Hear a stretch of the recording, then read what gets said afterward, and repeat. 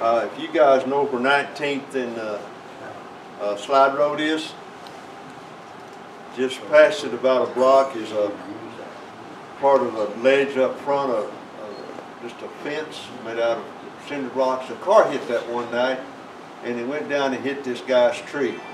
And this piece of mesquite laid on the ground for about 2 or 3 months. And I went by and I asked him, I said, could I have that wood? He said, yeah, I'll get it out of here. So you can be surprised where you find wood, and then you're surprised what it looks like when you get it. This is a piece right here. I don't know if you got the camera or whatever. I don't see it. It's on here. There you go. Anyway, you can see it here. And on this side, this limb came off and it split off. And you know, it's like it's a piece of firewood, but I wanted to see what it would do. And these ends stuck out jaggedly, looked like a peller hunting for a hand. Didn't find mine, thank goodness. Anyway, I finally got it turned, and it looks like this. Nothing added, just the bottom and the broke. You know, it's kind of unique. I was looking at some website. The guy turns the papa, I think is, and he uses a sander that's got the sandpaper that strips, and he smooths things out. Sandaflex. Sandaflex. Anyway, I don't have one, but I smoothed it out kind of. It just kind of makes the bark would show up spots. Anyway, this is it. Kind of fun to do. Hard shape right here, and I took one final cut, and as you can see, it's pretty dang thin. But I got the heart out of it, so yeah. You never know what the wood's going to be like when you get into it. When you finished that with? Lacquer. I got to the lacquer store before Mr. Thorne did. They didn't have it when you got there. Ball them out. But didn't Mike Olsen got big beat? You've heard about him in the lacquer stores in town. They all like to see him coming because he gets it all. By the way, Lowe's on 19th has it. The depth. I don't like going in there because they want an extra 10% of everything they do, but that's okay. Anyway, this is off the same tree, and you might want to look at it. I didn't know it was like this on the inside. When you get to the inside of a mesquite, especially the heart, it kind of rots away over the years, but I think that adds character to it. So this is, and I put a little bit of turquoise right in the middle of it because it was some wormholes and rotted out. Which way is that supposed to sit? Whichever way you want it. I mean, that way or that way, or you put it like this. That's what I was wondering about, like a candle. You could set a candle in. Whatever. Anyway, what I'm trying to tell you is don't be afraid to get a piece of wood, do something with it. I know that I used to be, I'm going to mess that up. I don't care no more. If it messes up, it's not a mess up, it's a design opportunity. So what I'm saying is make chips. Well, I kind of got busy with some pins for Christmas gifts, and I had to go borrow the pins that I made for some of my friends to show today. But I have a Bible study group that I thought the ideal thing to do would be to get the Footprints in the Sand and the Faith, Hope, and Love pins sets. And so I did, for the guys, I did the Footprints in the Sand. For the ladies, I did the Faith, Hope, and Love. And got the Bethlehem olive wood from Penn State. Had a couple of, they didn't have enough, I didn't order enough at Penn State, so I had got some more at Acacia, the last two when they had. One of the things they have on Penn State is they have like a offcuts bundle of the Bethlehem olive.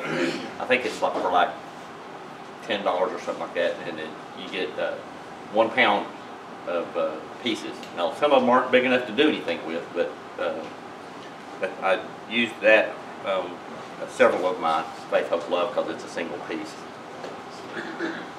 Hard to match those up, those offcuts for the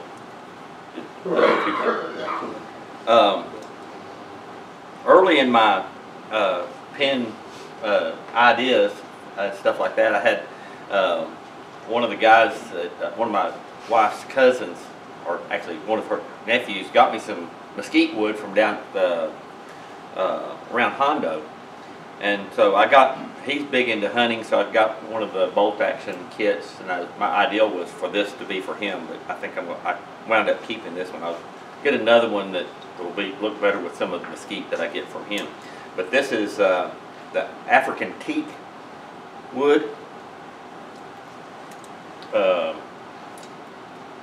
My oldest son, when I showed him this one, he said, "I want one like that." So I got him one with a gunmetal, and I forgot what wood that was.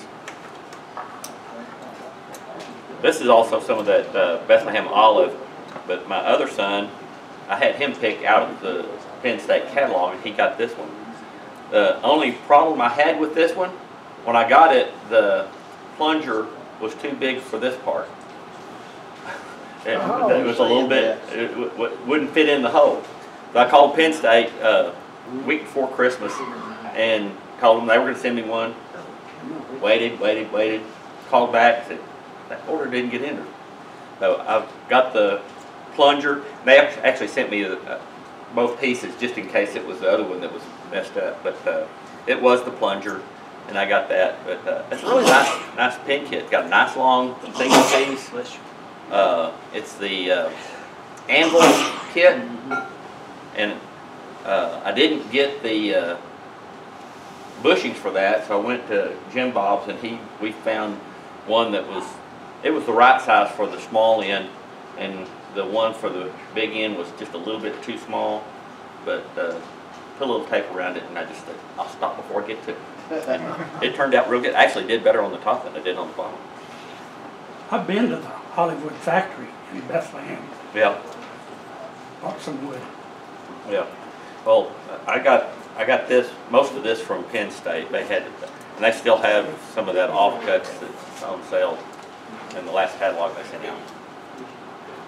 But anyway, I made a total of 10 of these, 5 of each kind for a Bible study group, and kind of got me interested in making pins. I was down a little bit this month, the belt and the switch, and didn't get to do a whole lot. But this is a parabole I made for Gary, the guy that gave us the tree. Stayed up pretty late to finish it. I filled that hole with some 24 karat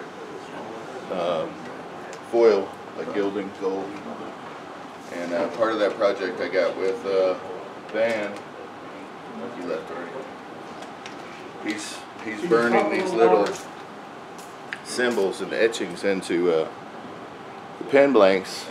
See, it's a little star. Back up just a little bit. And he's got one with the Texas, and we got one with the heart. Kind of simple shapes, so that the gilding's a little easier. But we're gonna play and see if putting a little gold in there with some design, get a little more money for your pen. Anyway. And Jim Bob did the inside out turning, and I did the sphere, and then Andy says, Mark, do this. So I put a sphere inside the thing, and I thought it was too big for an ornament before I finished the ends, and I thought, well, I put 2 handles on it, and my grandbaby plays with it like so. It makes noise, so I had to keep her from trashing it out before I could bring it for the meeting. So far she's been good, but you don't know what a 2.5-year-old is going to do. But it was a fun project, and it was inspired by everybody. And then I've got this friend at work, and he wanted this part to his, okay, Mokahete. Okay, I have a hard time, I can say it for a little while and then I forget. And then I looked him up, and because he just wanted this piece. So I made that, and then when I was looking, I noticed that they had some of them with some bigger rims, and they would grill the vegetables and put the vegetables on the side, and this one's got a slight slope going down to the bowl. so you can grill your jalapenos or your, I put everything in my guacamole. So you do like that and chop it up and whop it in a bowl and chop it up and whop it in a bowl and then put the avocado and the cilantro and then beat the crap out of it. So I had to make me one because I knew about a mortise and pestle, but I never had a whole lot of use for them. But when we make a guacamole, now that's a different story. So I had to, that was inspired by, and I made it where this fits in here. It don't set up very good on the flat surface, but this is olive wood. I just had that piece that we brought back from SWAT and they all cracked and anyway, I had to do, but it was too pretty to not try to do something with. It's a nice heavy wood, but anyway, I couldn't find a piece of mesquite to go with it. Back before Christmas, here's the egg. I'm sorry.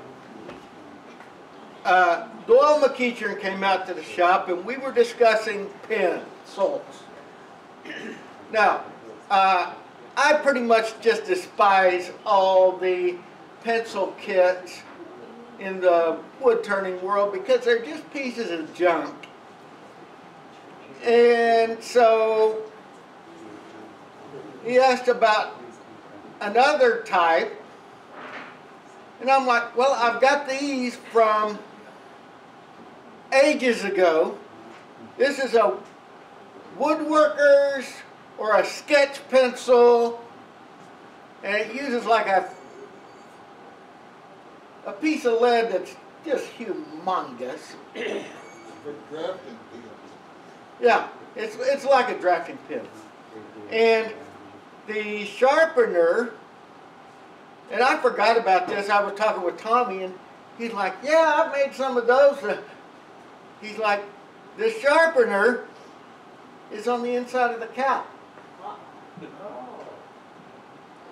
Now, I do know that you can get this lead from Craft Supply, I think. And this is a piece of the Buckeye burl that I stabilized and, you know, we had for sale up here for the building fund. But this one goes in the raffle. Okay? So. Can you still get those kits? Yes. Yes. Penn State has You it. can buy the lead at nearly any office supply. Yeah. The big lead. All right. On my Facebook feed, I saw a guy post these little vases like this that are flat, and I had some wood I picked up from SWAT, and I'm like, oh, I like that. It's cool. Now, I turned this entirely between centers, but I did put a tenon on the end so that I could drill and then finish this out. Not hard. This is going to be one of the things I saved for the Lubbock Arts Festival. How did you carve that? What tool? Gouge? Man, Speed is your friend.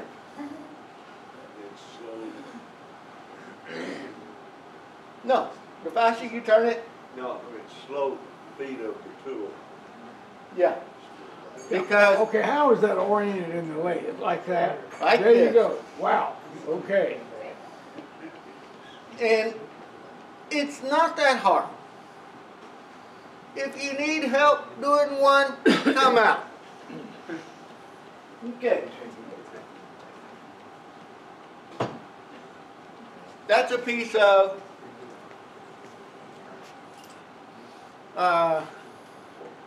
Zebra wood? nope. Hackberry. Being a member of AAW, they put out a magazine, you know, 6 times a year, and it's got all sorts of artsy stuff in it. You know, a lot of stuff that, you know, I don't much care for, but, you know, there's different sorts. But they generally have one article in there per month that I just call them practical projects. And this was a shawl pin. And I said, ah, that's cool. My son knits. And so when I saw this, I was like, hey, he might be able to give these to some of the people that he's knitted shawls for. And so I brought 3. This was the first one I did. I didn't follow the instructions closely enough, and I laid it out backwards with this part at the headstock. And it was a beast to sand. I took it over, and I actually broke this one. I took it over, and I laid it on the pattern, and I'm like, dang! I didn't realize that much broke off. So I did another one. This time, getting it oriented the right way, with this part at the tailstock. It turned out right. I went over to the magazine, laid it on the magazine, and I'm like, good gravy, what have I done wrong? Then I checked my pattern.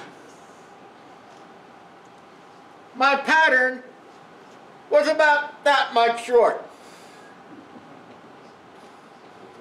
So I adjusted my pattern, did another one, and voila, it's actually a little longer than this one. But, you know, I'm starting to think about little things we can do for the Lubbock Arts Festival.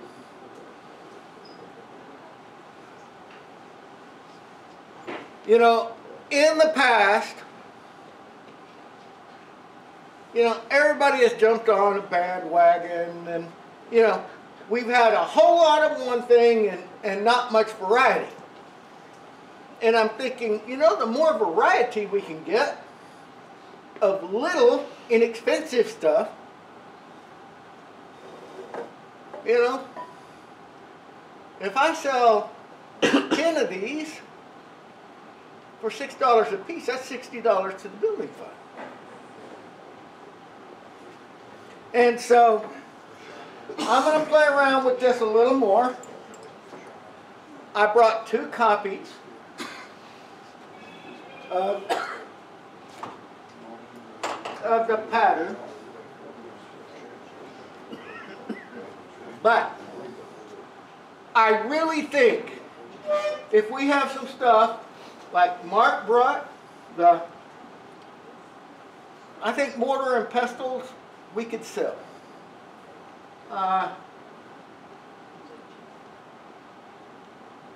I'm going to do some chopsticks. I'm putting it out right now. You can either put them in your hair or eat with them. You know? Yeah. They're a dual purpose project. So we can hit more than one crowd. Yeah. And so, you know, the greater variety, you know, do we all need to do chopsticks? No. Do we all need to do shawl pins? No. But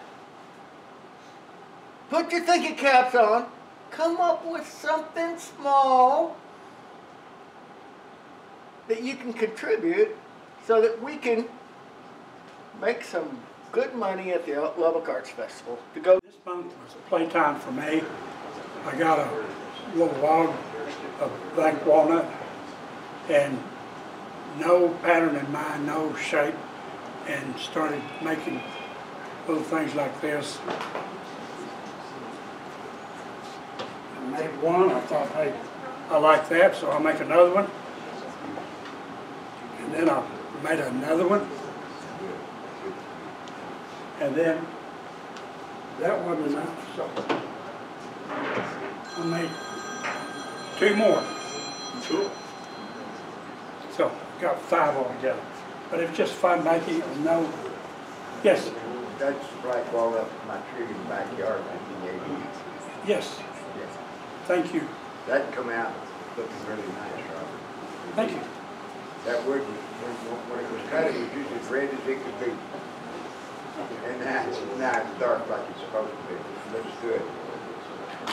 Oh, and talking about sources, in 3 to 4 or 5 weeks, I've got professional tree trimmer come out, and the cedar elm I had in my front yard that had the 2 branches on it, and about a year and a half ago, one of them fell over into the neighbor's driveway, and had a bunch of you all come out and pick up wood. So as soon as they give me notice, I'll have it put on the newsletter, and y'all come over and get some cedar elm. It's real nice to turn. Well, this is a continuation for me because found out years ago my wife loves these roses that are gold dip. So between birthday and Christmas and anniversary, I don't have to go shopping. I just find a different color. And part of going into the vases is because she was buying Waterford crystal vases that were costing more than the flower was. So I started making vases. And Robert Marsh always helps me because he gets mad at a piece of wood and throws it in the trash can. This is one, I have no idea what it is. It has resin mixed in it just to fill it out. But it sat in his bucket for about a year and a half, so I figured he was done with it. Took it. So,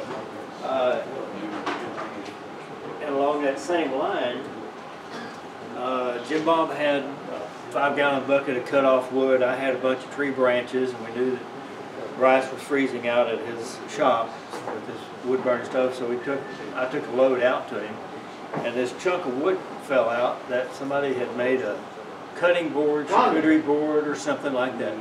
Yes, I know the rest of the story. And so I decided I was going to do something with it. So I ended up making just a pen out of it. I have not done a segmented this direction before. And then when I was showing it to Jim Bob, he reminded me where the wood came from. And this was the board she made for her mother for Christmas, the cutting board. So I told her I hope she gets the lucky number in the raffle and she can have a matching pen. And same for this one, just a piece of wood that fell out of the bucket, might as well use it. So first off, I'm going to show you, I made a little stand for certificates of authenticity when I make my pens for shows and stuff like that. And it just holds it nicely and just good for people to see, and it actually gets me a little more money that way. I don't know who doesn't like money, you know? So I think I have stock in Michael Harden's business now because I do a lot of his blanks now. So I have a couple that are watch parts. I gotta get closer so you can see the watch faces. Like this is the Dallas Cowboys. This burnt me really bad when I was trying to do it. I grew up closer to Philly than anything here in Texas. And then the Texas Rangers. And the bases of those are actually seats from Texas Stadium and then Arlington Stadium. And I have the certificates to go with them. And then a piece of the USS Texas. They go much better if you have a little piece of, oh, sorry. They go much better if you have a little piece of their paint on them, but this one had no paint on it in the first place. And then a little piece of Yankee Stadium that has rust from one of the screw holes, and this is actually from the 1946 expansion of the stadium, and the top of it is capped with the Babe. Michael Hendricks, Yeah. not Harden. You said Michael Harden, Michael Hendricks. No, Harden. No, I use Michael Harden for my blanks. Oh, Yeah, I don't use Hendricks for much stuff. He does. If I have something for tech, I'll get him to do it. But these are actually Michael Harden. there's two Michaels. Yeah, Michael Harden is in Virginia Beach. He owns Stadium Pen Blanks. Okay. So the pens that have the cobblestone on the bottom of them, they have the seats in them and such. And then like this one is just a piece of the Texas since the rehab.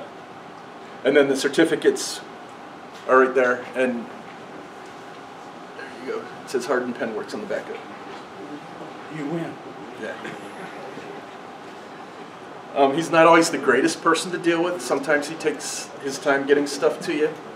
Like I've been waiting 2 weeks for a part for a pen that I already have sold. But yeah, the parts that he has in the certificates of authenticity are great. I like those. I do have a couple of Czech ground up seats that I bought from him at SWAT. I think United Spirit Arena. Oh, and a little hint about doing this. You're going to use more CA than what you think, because you're going to sand after you CA the first time where it gets rough. I've actually gone to using Glue Boost and not Flex, Mercury Flex. I had a bunch of little turnings I made, and I made these out of apricot. And I went to Albuquerque, and my wife's cousin gave me some wood. She wanted me to make something that was all split up when I got it, so like, what am I going to make out of it? So I ended up making this, and I made these little bowls, these little bitty ones. They are tiny. Oh, whoa. So the thing that's hard about making something like this is getting a hold of it. You know, you got to get a hold of it to get it on the lathe. So, and this one was split, and I filled it with super glue. So anyway. Started making these tops. You saw them online, YouTube or something like that. You spin them and they flip up. Speak up. These tops I saw on YouTube, and when you spin them, they'll flip over and spin the wrong way. It's an inverted top. The physics behind it is pretty cool, which caught my interest. I started making them and none of them worked. They all rotated like a top. I started experimenting with different ideas, and I'm sneaking up on how to make these work every time. They're pretty cool. So I have a plywood tabletop back there with a rim around it. You need a rim because these shoot out everywhere. They bounce off the coffee pot, your belly, and then the stove, and then whatever else is on the table. But I'm sneaking up on how to make these so they work every time, and I'll let you know when I get done. I started this Star Lazy Susan a long time ago and got it cut out, glued together, and it's the biggest thing I can make on my table saw because the blade engages the wood about the same time the runner engages the slot. So I've got to improve something before I go any bigger. Yeah, and you can see some imperfections because of that. But I do need some adult supervision. I don't know what kind of wood this is. And from the density measurement, I think it's mahogany. And it is a little bit oily. So if someone knows about mahogany, if you would come talk to me, I'd appreciate it. But this goes to the club. Who did I give it to? For the April show. Jim, I know you get those small bearings, you know, for those Lady Susans at Hobby Lobby. Where did you get your big one at? Either Home Depot or Lowe's, I can't remember which. And it's rated for 400 pounds. I think it's for a chair. Yeah, it's for both seats. But Both pedestals. I like it because it's smooth and quiet and Cool. That's great. Both pedestals spin there easy.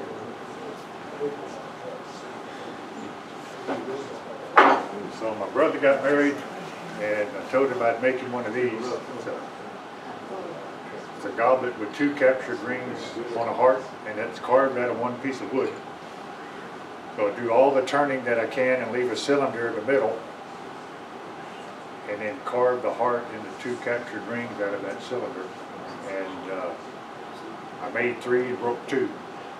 I give it to him tonight, so I don't have to break it between now and then. Where did you get your glass cylinder?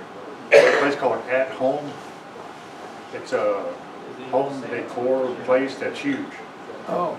The old Sam store. Where's it low? Where? The old Sam store out on West Loop. Oh, terrific. Oh. And that's a substantial piece of glass, but if you look at it, you can see fingerprints that look just like mine, but you also, there's a couple places where there's scratches on the glass. Oh. Where it was shipped, I'm assuming. So it's a nice, sturdy piece of glass, but it has those 2 imperfections on the side of it. Just so you know, I think that's mahogany wood that I made the goblet out of, and I can turn it up. There's a post that runs from the top of the lid down inside the cup.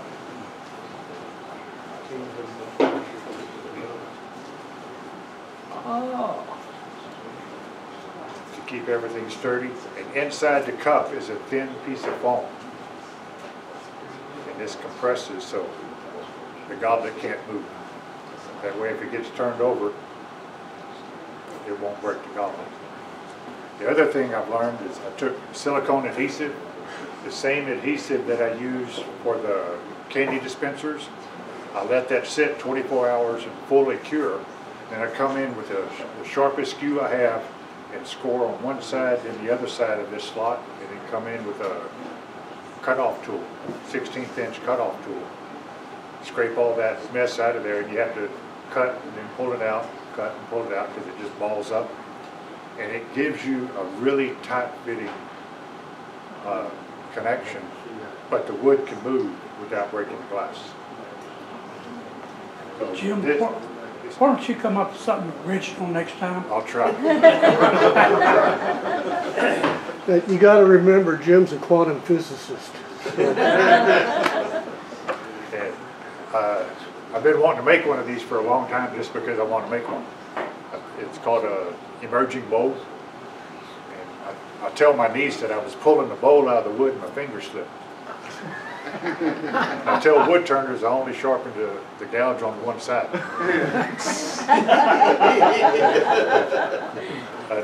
The idea is pretty simple. Imagine the mirror image of this on this side, mount it between centers like that, turn a half sphere, cut it in half. There you got it. Then mount this, center this, hot melt glue this to a faceplate, and then turn this bowl. And I didn't worry about getting this spherical. I just got it close, eyeball. So the rim doesn't look quite right. And I just took a piece of sandpaper on a stick and made it better. Not good, but better. And I look at it, I think that's good enough for what I had the experience of doing it, now I'm happy. So these are, if you've never done stuff like this, kind of fun. It's a lot of fun to just do something new. I think that's it. Oh, I have some of these tops in the back. The ones with the blue dot work, the one with the blue dot and the yellow ring, they don't work all the time. But I would ask that you spin them inside that tray because they go shooting off everywhere. I did turn that tray on my lathe though. Took a 12-inch lathe, turned the headstock sideways, put a tool rest on each side, put a 2x2 across as a tool rest, put a banjo on each side, and then put a 2x2 tool rest across and turn that sucker. So now, whoa, Lord, that turn bigger stuff. That's pretty creative.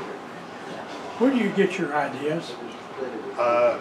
Typically, I take something I've seen before and something else I've seen before and combine those two ideas into something new. That's almost always how I do it. Very nice. And I don't do it on purpose. A lot of times it just comes. But sometimes I sit down and consciously think about what can I do differently, and it's always this idea and this idea come together. And I've seen guys talk about it while they're up here. You know, I learned this from you, and I learned this from you, and I combined the two. And I think that's a really common way to come up with new ideas. Really busy the last month or two learning other things. This was a piece of pear that came from the harvest that we did over on 78th or 9th Street.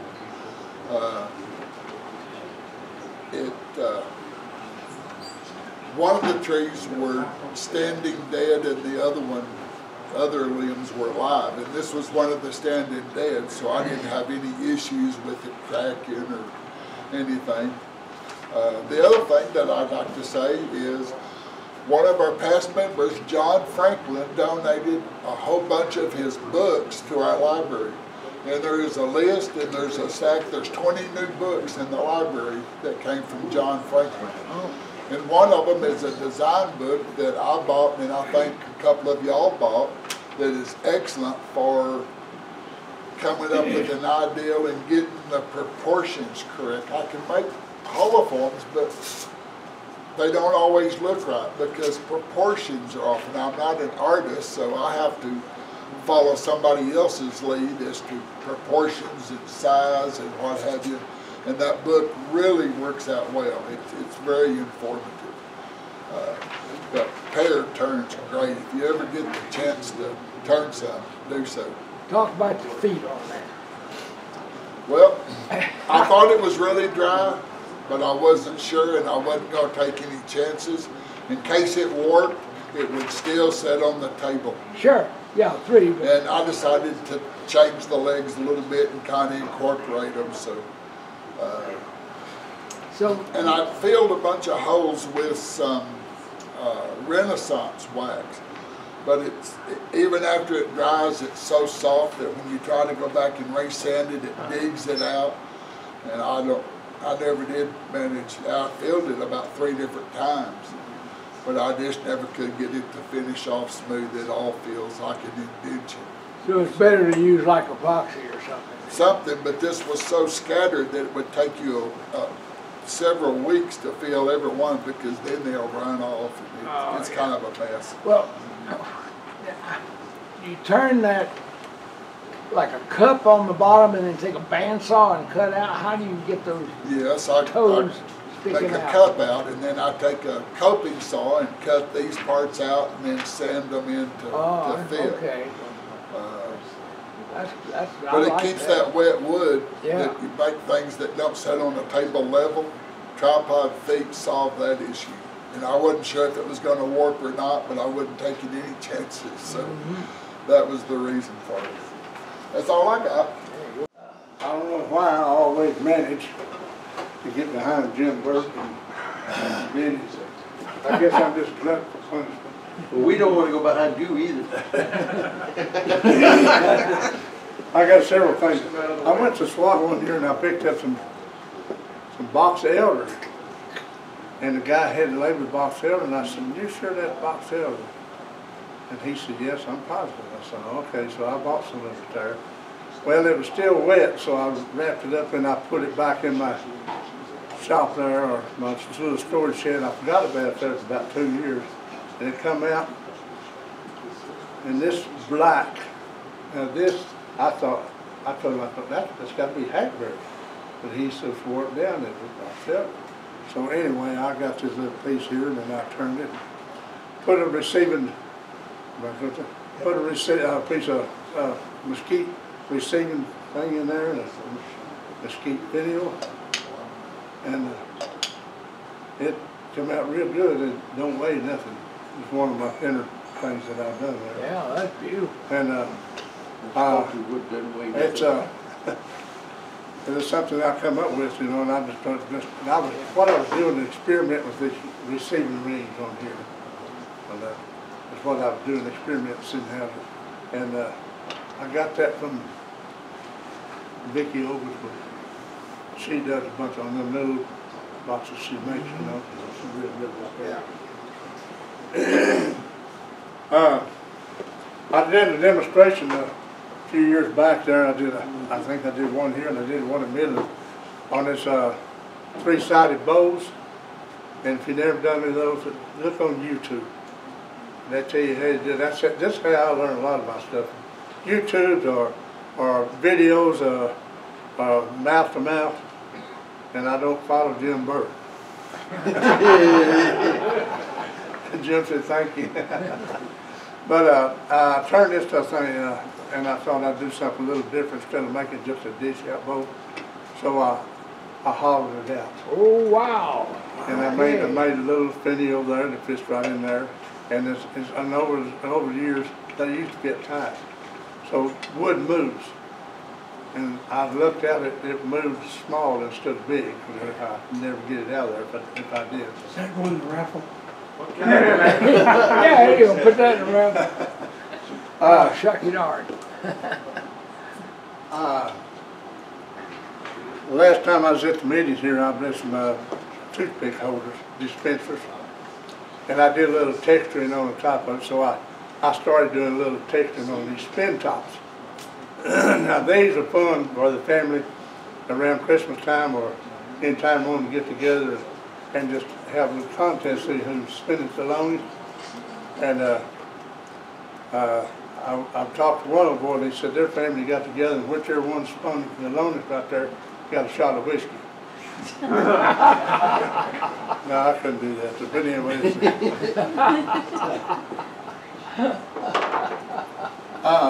several years ago, a guy, Rudy, I can't remember Rudy's last name, that had Acacia Hardwoods out there. I went out there, and this was 2008, I went out there, and he had some Zeracody. Zeracody, yes. Yeah. I have a piece. Yeah, I haven't done anything with it. You hope you got a good bank account if you buy that stuff. At the time, history was $43 a board foot. So I bought a piece of it there, and I cut 4 pieces out of it, and I glued it on, top each other. It's hard to tell here, and I didn't know, I just glued these up. And Vicki Ovesby pointed out to me that these grains right there go to all 4 pieces. And another piece around here the same way. And just by accident, huh? Well, you know, she said she has bad eyes, but she's also very artistic in the mind there. Beautiful. And I made a Purple Heart cane there for one of my buddies that got started in Vietnam with. I got a cousin lived down here in Weatherford. He was a medic in Vietnam, and he got wounded over there, some RPG shrapnel in his stomach and everything right there. Well, but I've known him all my life, and he here a couple 3 weeks ago there, he fell and broke his hip. Well, his daughter called me. She said, "Randy, can you make him a cane?" Oh gosh, you know what it is? It's a lot of work to do one of these. Yeah, Mike Oldsley, more than they look like. yeah, Mike Oldsley gave me a piece of hard maple, and I think that, I don't know if it's a baseball bat blank or what, but it's a hard symbol. And I'm not very good at using the skew, but I learned, I got pretty good with it there, you know, just doing this. I turned this with the skew on my leg, and I barely, without putting my extension up there on my leg, I barely been able to run it through my leg and everything. I had a piece of Purple Heart wood, and this is Purple Heart wood up here, and I used that purple transit dye and dyed this. I turned it all down and everything. Of course, I went out to drug him for them, got this rubber tip and everything. But I put this Purple Heart. She said she would like to have a cane with a Purple Heart on it, so that's the only thing I could come up with. So anyways, my cousin right there. Where'd you come up with a little Purple Heart? You can order these at the military magazine. Oh. But now I'm a veteran. Yeah. I received 2 Purple Hearts myself, and my cousin there got hit twice the same day with RPG. He was in a bunker and it splattered in And a little bit later, he got back up there and he got him again, but he only got this one Purple Heart for it. But anyway, that's and I used a dip lacquer on this right here and then bucked it out. And that's pretty hard to do that. That's beautiful. Cool. That's all I got.